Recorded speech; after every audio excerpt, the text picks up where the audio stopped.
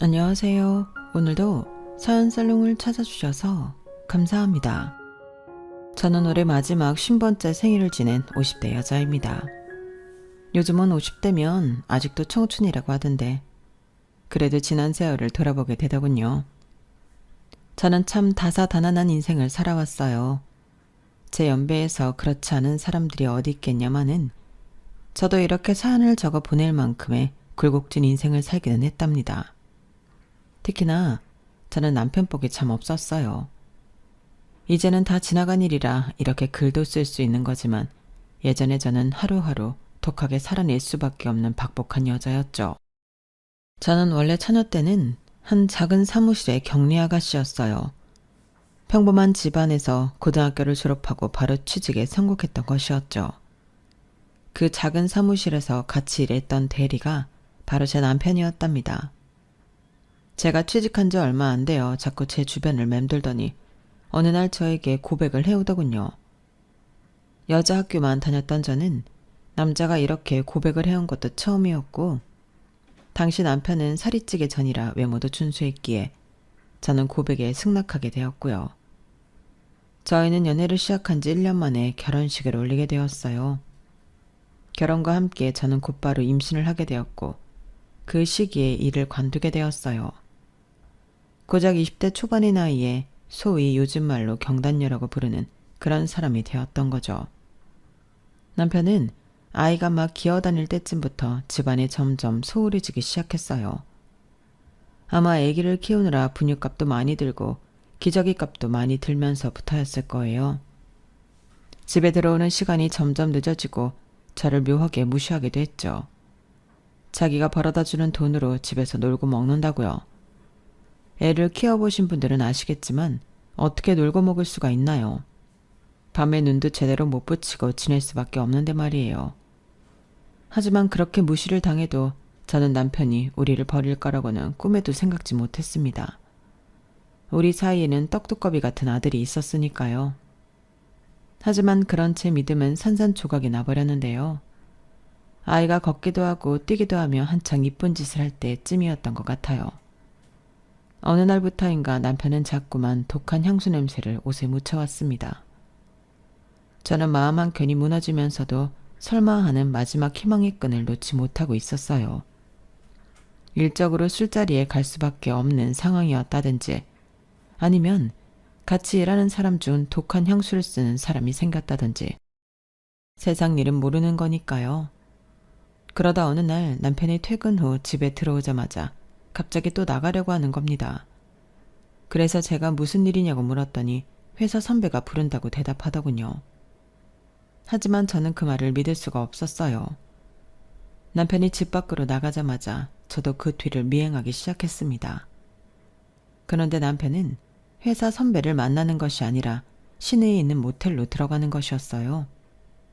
저는 눈이 뒤집히고 말았죠. 지금 생각해도 그때 제 몸에서 어떻게 그런 힘이 나왔는지 모르겠지만 저는 저 멀리 모텔로 들어가는 남편의 모습을 보고 망설임 없이 곧장 그 모텔로 따라 들어갔습니다. 그리고 모텔 방문들을 다 두드리며 남편의 이름을 부르면서 고래고래 소리를 질렀어요. 야, 고상철, 어딨어? 나와! 당장 나오라고! 드디어 한 방문에서 남편이 나오고 남편의 옆에는 홀랑 다 벗고 속옷만 입고 있는 상간녀가 있더군요. 저는 그 꼴을 보자마자 정신 나간 여자처럼 상간녀의 머리를 잡고 방 안에서 끄집어냈습니다. 이 불려시 같은 년이 어디서 남의 남편한테 꼬리를 쳐. 아! 뭐 하는 거야? 이거 안 와! 안 나? 저는 젖먹던 힘까지 다해 그 여자의 머리카락을 죄다 뽑아버렸어요. 그런데 놀라운 것은 제 남편이었습니다. 제 손을 그 상간녀에게서 떼어내오면서 저를 밀쳐버리는 것이었어요. 그러면서 상간녀에게 자기 괜찮아? 하며 그 여자의 편을 드는 것이었죠. 저는 순간적으로 넋을 잃고 그 모습을 볼 수밖에 없었어요. 어떻게 상간녀의 편을 들 수가 있지? 제 머리로는 이해가 안 되는 장면이었거든요. 남편은 곧 저에게 눈을 부라리며 쏘아붙이더군요. 이게 뭐하는 짓이야 상스럽게. 당신 지금 누 편을 드는 거야? 미쳤어? 너야말로 미쳤어? 네 꼴을 봐. 어딜 봐서 여자 같은지. 그렇게 우악스러운 손으로 이 이쁜 머리카락을 다 뜯어놓으려고 하는데 당연히 떼어 놓아야 하는 거 아니야? 뭐? 지금 그게 네 아들 키우면서 네 뒷바라지 않은 나한테 할 소리야? 걔가 내 아들이기만 해? 네 아들이기도 하잖아. 나한테 모든 책임 뒤집어 씌우려고 하지 마. 뭐? 책임? 지금 우리 아들을 무슨 짐짝 취급하는 거야? 네가 그러고도 애 아빠니? 아, 진짜 징글징글해. 아주 너만 보면. 그리고 이 집구석만 보면 숨이 턱턱 막힌다고. 알아? 아주 억장이 무너지는 것 같았습니다. 저는 짐승처럼 울부짖으면서 상간녀의 머리채를 그리고 남편의 머리채를 쑥대밭으로 만들어버렸어요. 저희가 어찌나 소란스럽던지 다른 방에 묵던 투숙객들도 너도 나도 나와 저희를 구경하더군요.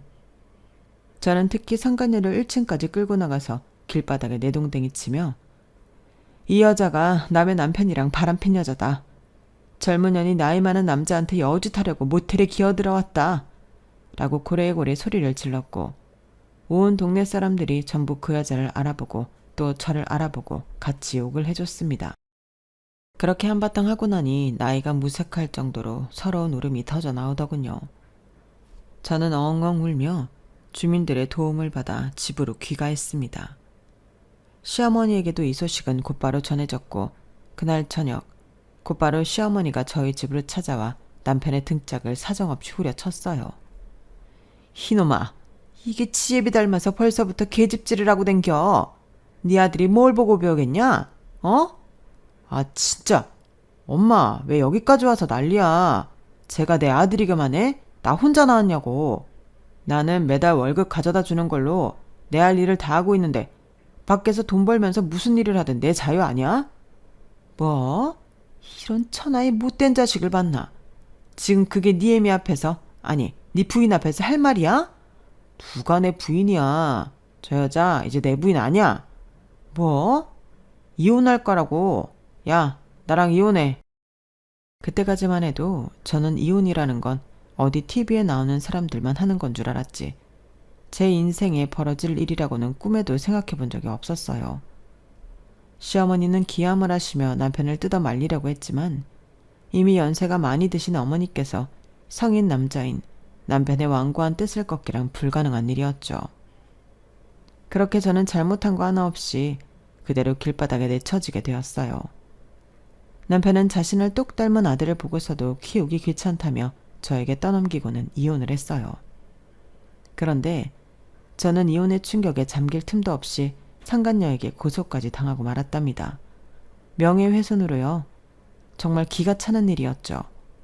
아니 도대체 훼손될 명예도 없는 더러운 상간녀 주제에 어떻게 이렇게 뻔뻔할 수가 있단 말입니까? 저는 쥐꼬리만한 위자료만 받고 이제 막 5살이 된 어린 아들과 함께 길거리에 버려진 상태에서 그 많은 일들을 감당할 수가 없었어요. 급한 대로 상간녀에게 이혼 위자료를 배상을 하고 시어머니가 몰래 와서 건네준 몇 푼 안 되는 돈으로 겨우 단칸방 하나를 얻었죠. 원래 지내던 동네에서는 아주 멀리 떨어진 곳이었습니다. 그 먼 길을 찾아오신 시어머니는 연신제에게 내 수중에 이것밖에 없어서 미안하다 아가. 자식 농사 제대로 못 지은 내 잘못이야. 미안하다 하며 사과를 하시고 가셨어요. 나중에 알고 보니 상간녀가 명예훼손으로 소송을 했을 때 저도 상간자 소송으로 맞붙을 수 있었다 하더군요. 하지만 그 당시 가난하고 힘이 없었던 제가 그걸 알았다 한들 소송을 할 수는 없었을 겁니다. 게다가 저는 이미 지난 일의 충격과 슬픔에 빠져있을 시간도 없었습니다. 당장 아이와 함께 목구멍에 풀칠이라도 하고 살려면 일을 구해야 했으니까요. 저는 단칸방 근처에 있는 미용실에 일을 구하게 되었어요. 예전처럼 사무직으로 취직을 하기에는 나이가 훌쩍 들어버렸고 그동안 애 키우고 살림만 하느라 일도 대부분 까먹었기 때문이었죠. 제가 일하게 된 곳은 나이가 지긋하신 사장님이 혼자 일하고 있는 미용실이었어요. 거기에서 미용 일을 배우며 독한 약에 손이 닦아지고 뜨거운 고데기에 여기저기 화상을 입는 등 엄청나게 고생을 했어요. 하지만 저는 오히려 그렇게 힘들고 바쁜 게 좋더라고요. 그렇게 일을 몇 년 동안 배워가며 겨우겨우 아들을 키우고 살고 있었는데요. 저의 아들은 자라면서 제 속을 한 번도 썩히지 않는 그저 착하기만 한 아이였어요. 어린 나이에 엄마 아빠 그리고 상간녀의 그 험한 꼴을 애가 다 보고 듣고 자라서인지 너무 일찍 처리된 탓이었나 봅니다. 부족한 형편에 한 번 정도는 투정을 부릴 만도 한데 그 어린 나이가 오히려 저를 위로해주면서 싹싹하게 자라주었죠. 난 괜찮아 엄마. 미용실 사장님이 주시는 김치만 먹어도 너무 맛있어서 밥을 2공기나 먹었다니까? 괜찮아 엄마. 어차피 학원 다니고 문제집 사서 푸는 애들보다 내가 더 공부 잘해. 난 그런 거 필요 없어서 안 하는 거야 엄마. 괜히 신경 쓰지 마. 옷 많아봤자 고르기만 불편하지. 교복 입는데 뭐하러 옷이 필요해? 난 괜찮아. 그런 아들의 심성이 고맙기도 하면서 더 해주지 못하는 게 한없이 서럽기도 하더군요. 그래서 저는 더 악착같이 일을 할 수밖에 없었답니다. 사장님도 그런 저희 모자를 예쁘게 봐주셔서 제 아들을 볼 때마다 자꾸 용돈을 쥐어주시거나 반찬거리를 싸주시려고 하셨어요.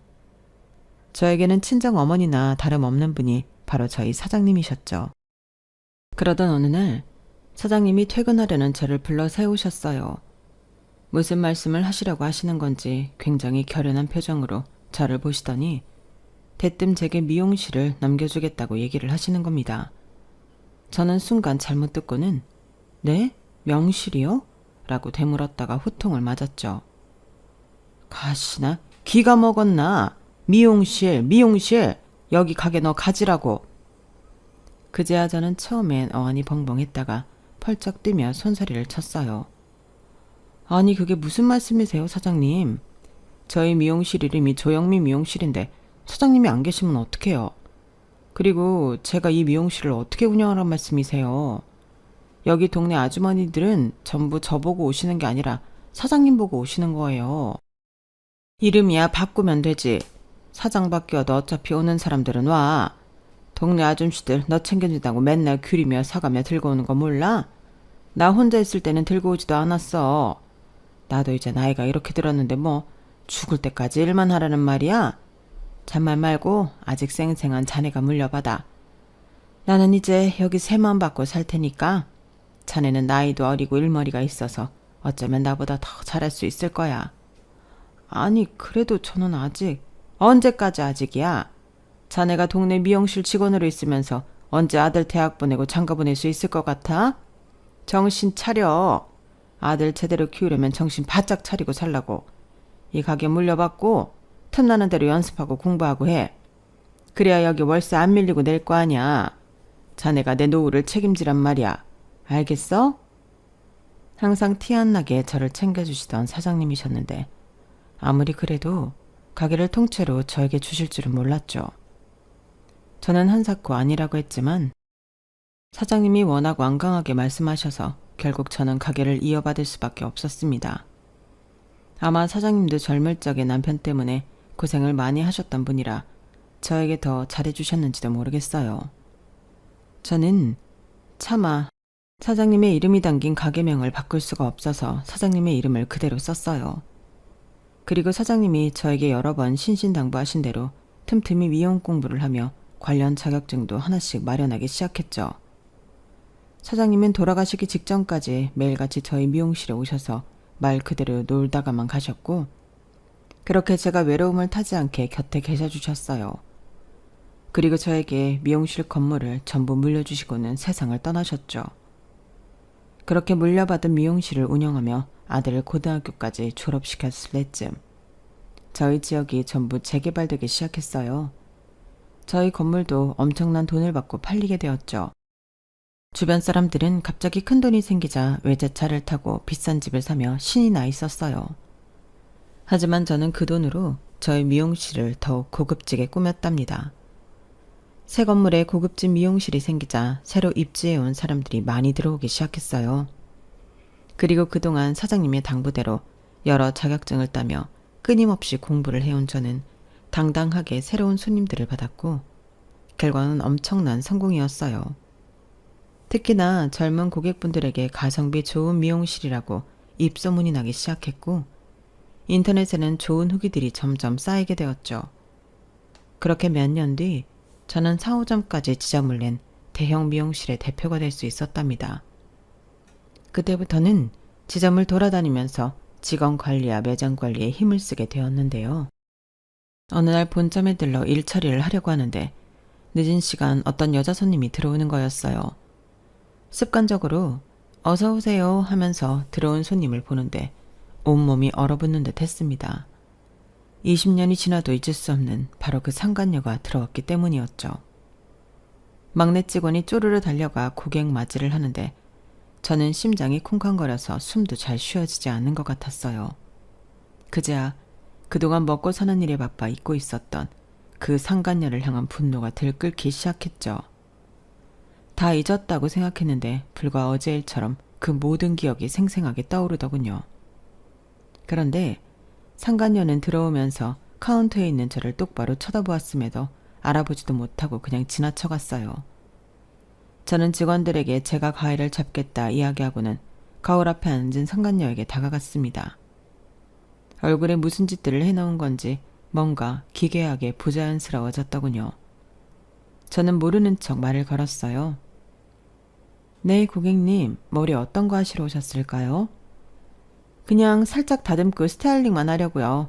굵은 웨이브 스타일링 해주세요. 네, 알겠습니다.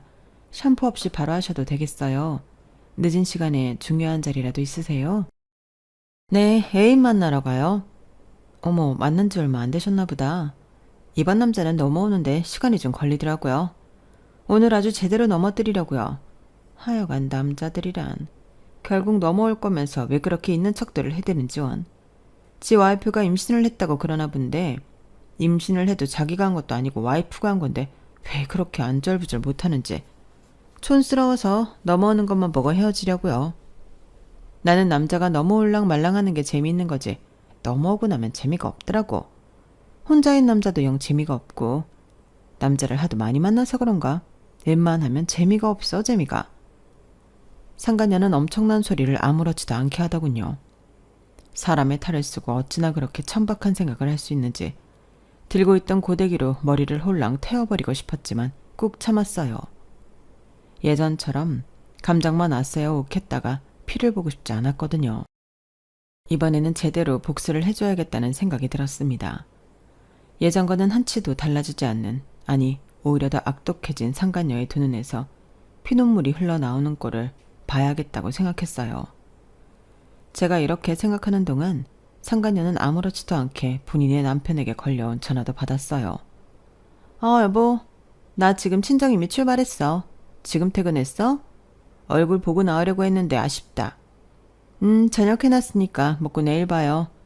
여기 이제 거의 다 도착했어. 알았어요. 친정에 왔다는 말을 아무렇지도 않게 하며 전화를 끄는 상간녀는 스타일링이 끝난 머리를 이리저리 살펴보고 있었어요. 저는 직원들에게 그 뒤를 부탁하고는 불이 나게 주차장으로 가 차를 끌고 왔습니다. 그리고 가게 앞에서 상간녀가 나오기만을 기다렸죠. 5분쯤 뒤에 상간녀가 나와 택시를 타더군요. 저는 그 택시 뒤를 밟았어요. 얼마 지나지 않아 택시는 한 모텔에 도착했고 상간녀는 그 안으로 들어가 버렸죠. 그 모습을 핸드폰 사진으로 찍었는데 너무 어두워서 잘 보이지가 않았어요. 그래서 내가 혼자서 이럴 게 아니라 전문가에게 맡겨야겠다는 생각이 들었죠. 그래서 다음 날 흥신소에 찾아갔어요. 전날 상간녀가 저의 미용실에 회원 등록을 하며 남겨놓은 이름과 전화번호를 들고요. 상간녀와 그의 외도남에 관한 조사까지 부탁을 하고 연락을 기다렸는데요. 보름쯤 지났을까요? 기다렸던 연락이 와 자료들을 받아보게 되었어요. 돈이 좋기는 좋더군요. 저는 제 일을 하면서 기다리기만 했는데 상간녀의 이름, 나이, 주소, 하는 일 등 모든 정보가 제 손에 들어오게 되었고 상간녀와 함께 더러운 짓을 벌인 상대 외도남의 정보도 마찬가지로 제 손에 들어오게 되었어요. 두 년놈들이 그동안 언제 만나서 모텔에 기어들어갔는지 사진까지 전부 찍혀 있었죠. 그 정보를 손에 넣기 전까지 보름 동안 저는 사실 일을 하는 중에도 온통 정신이 그쪽에 팔려 있었답니다. 이 년놈들을, 특히 이 상간녀를 어떻게 골려주지 궁리만 했었어요. 하지만 막상 모든 증거들이 손에 들어오자 상간녀의 그 말이 잊혀지지가 않고 제 마음에 계속 걸리더군요. 지 와이프가 임신을 했다고 그러나 본데 라는 그 말이요. 그 옛날 저는 아들을 키우던 몸으로 전 남편과 상간녀를 응징했는데 외도남의 아내는 임신을 한 몸이라 훨씬 힘들겠다는 생각이 자꾸 들었어요. 그리고 자료들을 보아하니 저처럼 임신과 동시에 이를 관둔 경단녀이셨는데요. 그래서인지 얼굴도 모르는 분이지만 저희 옛날 모습이 겹쳐져 자꾸만 아른거리더라고요. 결국 저는 그 모든 사진들과 꽤 큰 금액의 현금을 들고 다른 누구도 아닌 그 외도남의 아내분을 찾아갔답니다. 아침 일찍 외도남의 주소지로 찾아가 그 더러운 놈이 아무것도 모르는 자기 아내의 배웅을 받고 출근하는 모습을 지켜보았죠. 외도남의 시야에서 사라질 때까지 그 뒷모습을 지켜보던 아내분은 부른 배를 감싸고 다시 집으로 들어가려 했는데요. 제가 후다닥 차에서 내려 그 아내분께 말을 걸었어요.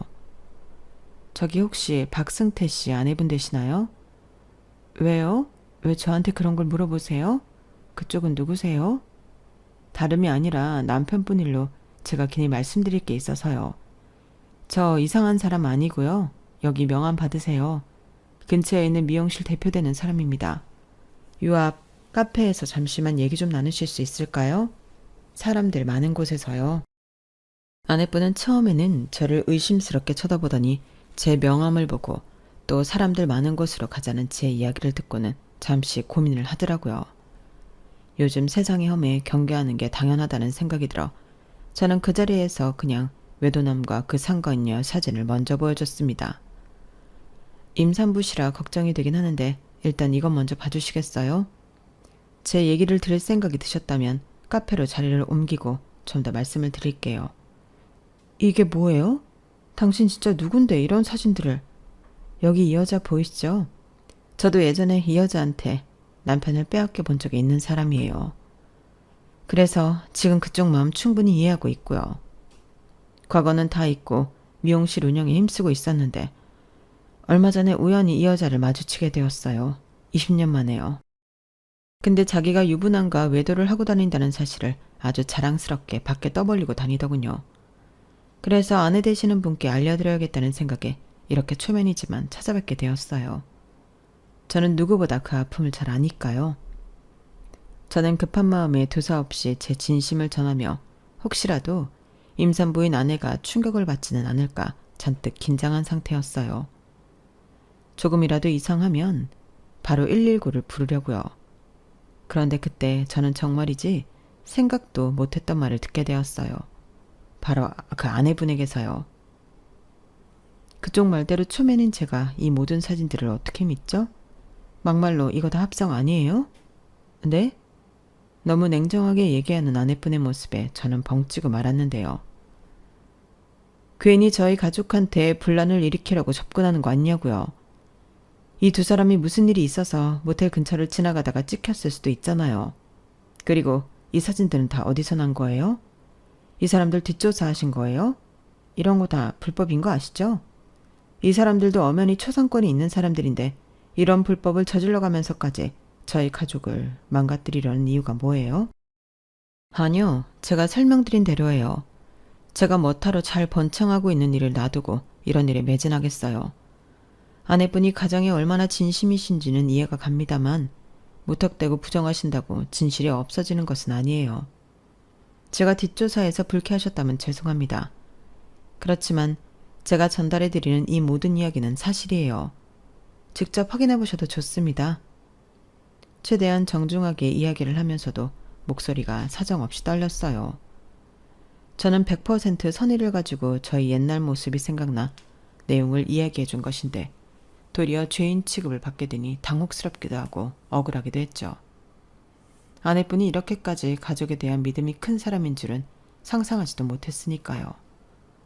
그 순간에는 이번에도 내가 섣부르게 나선 것일까? 하는 불안감도 엄습해오기 시작했어요. 아내분은 여전히 기분 나빠 보였지만 저에게 잠시만 기다리라고 하고는 집 안으로 들어가더군요. 저에게 뿌릴 소금이라도 가져오려고 그러나 싶어 보고 있는데 잠시 후 아내분은 외투를 걸치고 본인의 차키를 들고 나왔어요. 그러더니 절 향해 쌀쌀맞게 말했습니다. 따라와요. 그쪽 말이 사실인지 아닌지 확인해 보자고요. 저는 괜히 일면식도 없는 외도남 앞으로 끌려가 이 부부에게 험한 꼴을 당할까봐 처음엔 거절했어요. 그때는 그 아내분이 어떤 사람인지 짐작도 되지 않았기에 무섭기도 했고요. 아, 아니요. 저도 지금은 출근을 해야 해서 더 이상은 여기 있을 수가 없어요. 제 말씀 못 믿으시겠으면 저는 이만 가보겠습니다. 왜요? 막상 사실 여부를 확인한다니까 겁이 나시나요? 그럼 스스로 거짓말 하셨다는 걸 인정하시는 거네요? 마치 저를 사기꾼 취급하는 듯한 그 말에 저도 오기가 생기더군요. 아니요, 일정은 조정할게요. 가시죠. 그리고 아내분이 운전하는 차에 탔는데 꽤나 긴 거리를 운전하는 겁니다. 아내분은 한 30분 정도를 운전해 우리나라에서 내노라는 회사들이 질비해 있는 빌딩 숲으로 들어가더니 한 건물 안에 주차를 하더군요. 외도남이 이렇게까지 좋은 회사에 다닌다는 얘기는 못 들었는데 싶어 의아해하던 찰나 아내분은 저를 데리고 그 건물의 아주 높은 층까지 데리고 갔습니다. 이게 무슨 상황인가 싶어 저는 긴장하며 그 뒤를 따라갔는데 저희가 도착한 곳은 어느 한 이사실이었습니다. 딱 봐도 회사 임원분의 개인 사무실 공간이라는 걸 알 수 있었죠. 아내분은 아무렇지도 않게 금문을 열고 들어가더니 오빠 하는 거예요. 안에 들어가 보니 드라마에나 나올 법한 고급진 책상과 책장 등이 있었고 그 한가운데에 있던 남자는 딱 봐도 높은 분인 것 같았는데요. 평일 낮 시간에 찾아온 아내분을 보자마자 의아하게 물었습니다. 너 뭐야? 네가 왜 여기를 와? 옆에 계신 분은 누구야? 뒤에 아내분이 제 소개를 하는데 저는 그 말을 듣고 기어마다 놀랐어요. 왜 이분이 가족 이야기를 하며 저를 의심했는지 한 번에 알 수 있었죠. 상간녀와 외도남은 제가 감히 상상조차 할 수 없는 관계였던 겁니다.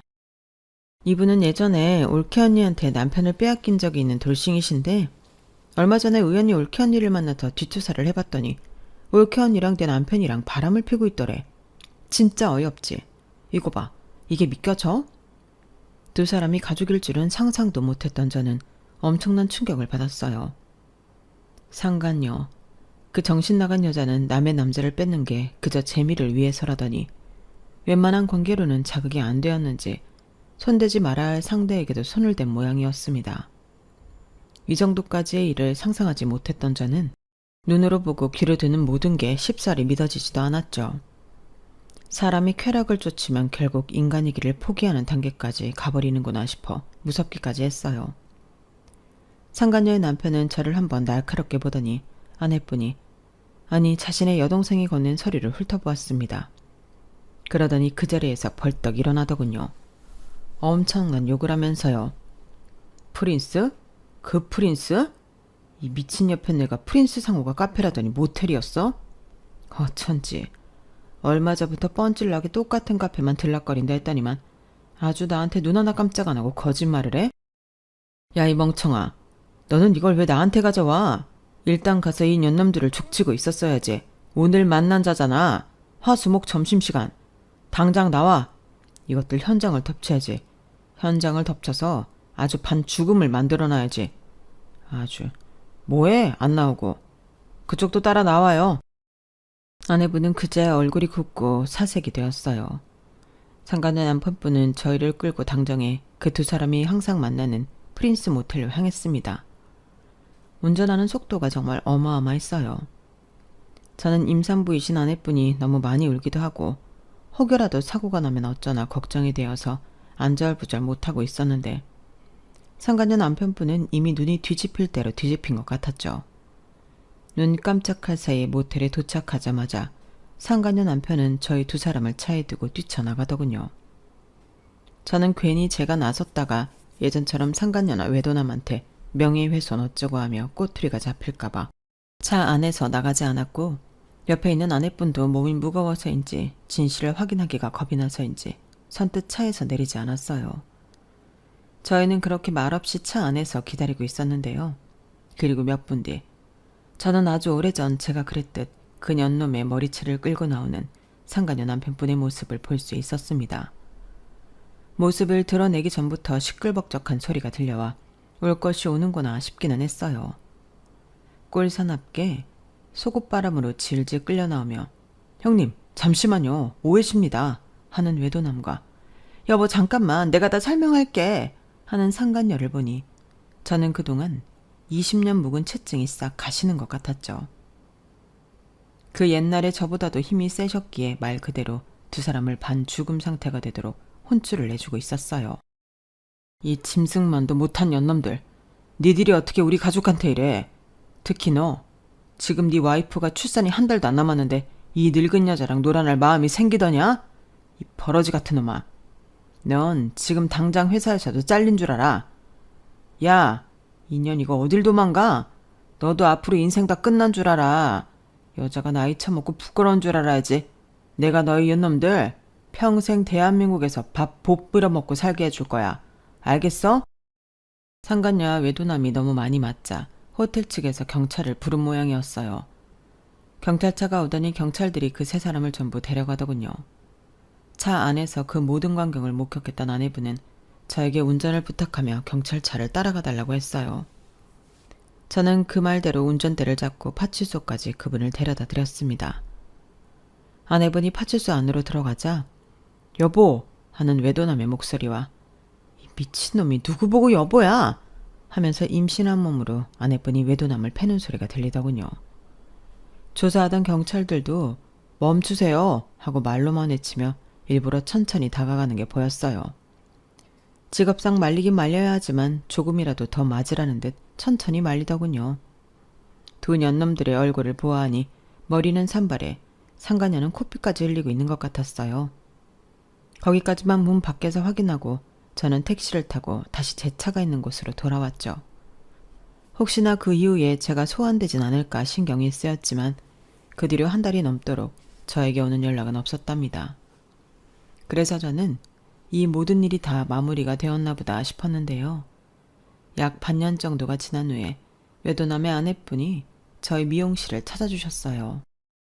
머리를 짧은 단발로 다듬고 싶으시다면서요. 저는 또다시 오랜만에 제가 직접 가위를 잡게 되었죠.